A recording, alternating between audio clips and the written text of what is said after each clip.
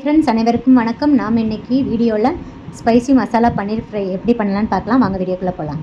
100 gram பன்னீர் எடுத்திருக்கேன். பன்னீர் fresh பன்னீராக எடுத்துக்கோங்க. புளிப்பு சுவையுடைய பன்னீர் இருந்துச்சுன்னா அவாய்ட் பண்ணிடுங்க. பன்னீர் இந்த மாதிரி க்யூபாக கட் பண்ணிக்கோங்க.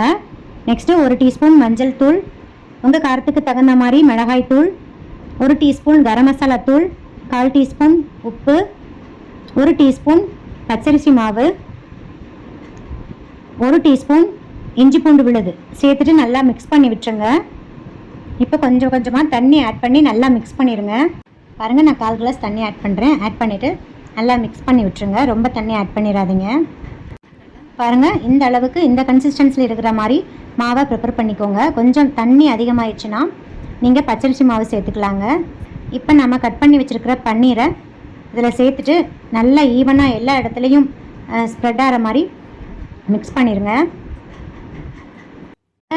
பாருங்கள், பன்னீரில் மசாலா எல்லாம் நல்லா எல்லா இடத்துலையும் ஈவனாக மிக்ஸ் பண்ணியாச்சு.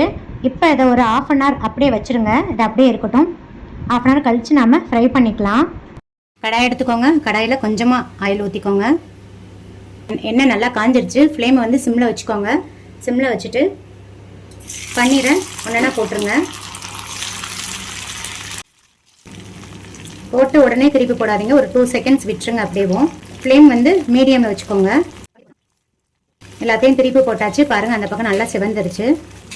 3 மினிட்ஸ் தாங்க இது ஃப்ரை ஆகிறதுக்கு. ரொம்ப டைம் எடுக்கக்கூடாது. ரொம்ப டைம் எடுத்திங்கன்னா அதோட சாஃப்ட்னஸ் போயிடும். ரொம்ப ரப்பர் மாதிரி ஆயிரும்.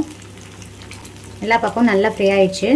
பாருங்கள், நல்லா ஃப்ரை ஆயிடுச்சு. இந்த அளவுக்கு போதுங்க. இதுக்கு மேலே விட்டிங்கன்னா ரப்பர் மாதிரி ஆயிரும். இப்போ நம்ம இதை ஒரு பவுலுக்கு ட்ரான்ஸ்ஃபர் பண்ணிடலாம். பாருங்கள், ஃபைனலாக நம்மளோட சாஃப்டான ஸ்பைசியான பன்னீர் 65 ரெடி.